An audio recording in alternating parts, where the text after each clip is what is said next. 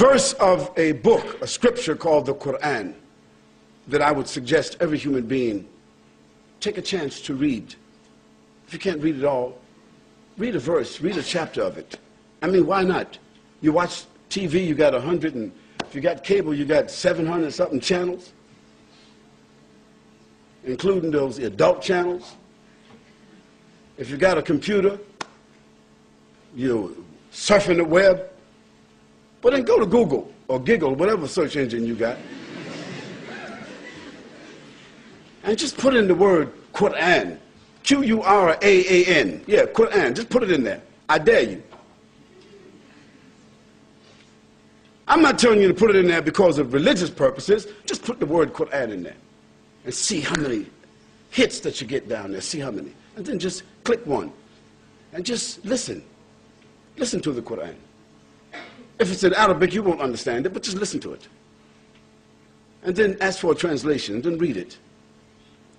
Well, in one of the chapters of the Quran, this is a book of 6,626 verses, 114 chapters, that was revealed to a man called Muhammad, the son of Abdullah, who himself claimed to be a prophet of God, like Jesus, like Moses, like Abraham, like David, like Solomon. He claimed to be a prophet. And we believe, as Muslims, that he was a prophet. We believe that this Quran was, in fact, revealed to him. This is what our belief is. You don't have to believe that, but we do.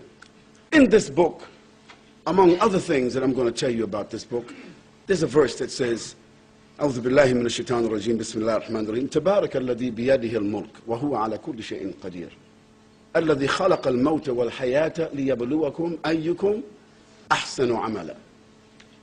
Says, glory be to the one in whose hands, whose power there is all the dominion of the heavens and the earth that you and I cannot even imagine. It's established that there is a power, there is a mind, there is an intelligence, there is an authority, there is a sovereignty behind this, what we call the creation. وَهُوَ عَلَى كُلِّ شَيْءٍ قَدِيرٌ. And that power and that sovereignty has all absolute power. Not humans, not governments, individuals or collectively, past, present, future, nothing. We're just sophisticated sperm drops. That's all we are. Sophisticated. But that's where we started out. And in the end, dust to dust, ashes to ashes, that's all we'll be. وَهُوَ عَلَى كُلِّ شَيْءٍ قَدِيرٌ الَّذِي خَلَقَ الْمَوْتَ. It is that authority, that power, it is that mind, that intelligence that has created the heavens and the earth and everything in it, and created death for the humans before giving them life.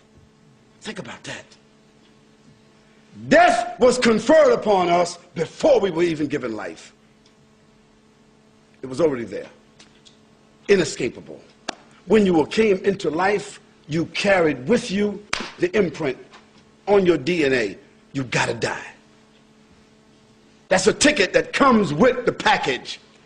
Life, death. But in this particular verse, we usually as humans say life, death, because we're living looking at death, even though we ignore it.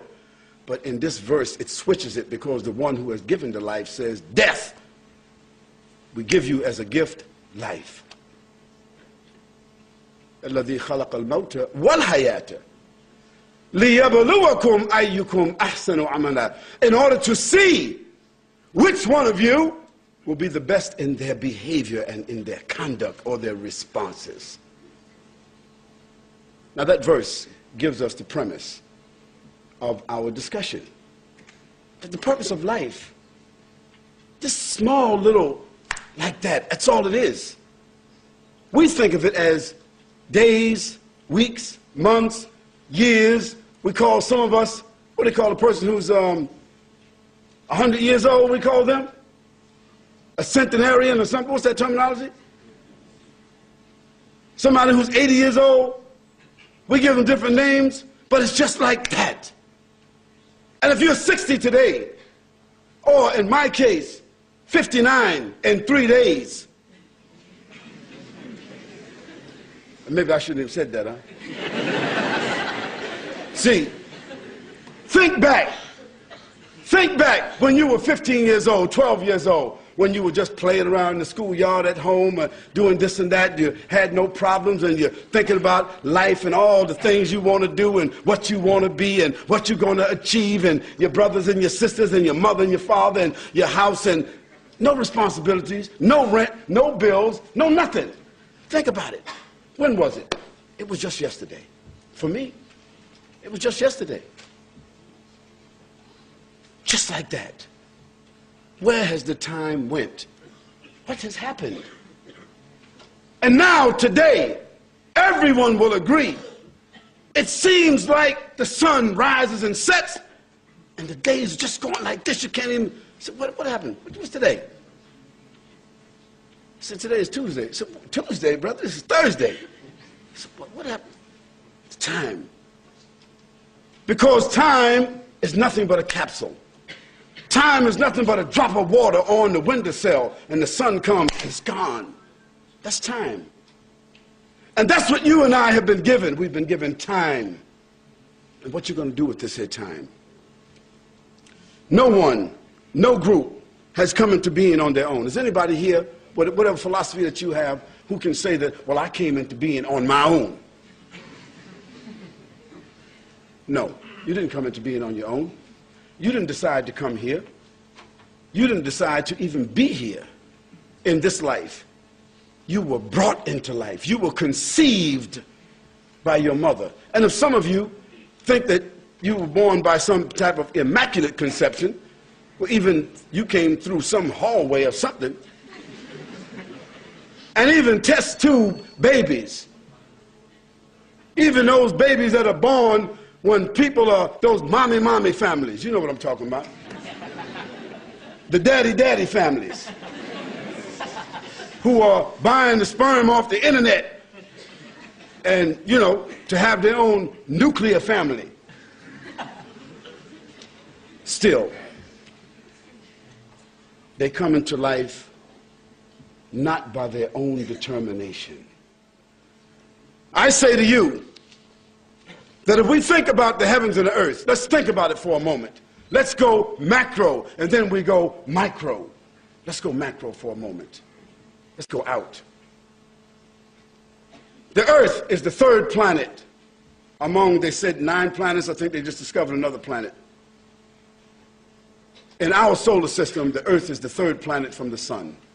And how many miles are we from the sun? It's 93 million miles or something like that. And the earth is the only planet that has the ecosystems to sustain life. It's the only one. Because if we go to the left, Mercury, it's too hot. We go to the right, Mars, it's too cold. The earth has the only ecosystems that support what we call life.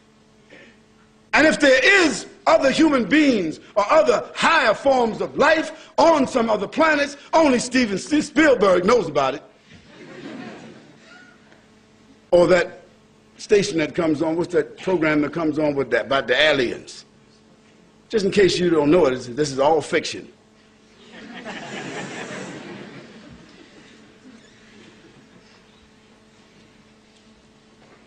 And our solar system has a sun, which is a star. And our solar system is dependent upon the energy of that star. It's called the sun. Yet our sun, with all of its brightness and power, it is one of the smaller stars in the Milky Way. Did you know that? One of the smallest. One of the smaller stars in the Milky Way. And the Milky Way itself has 56 billion stars like our sun.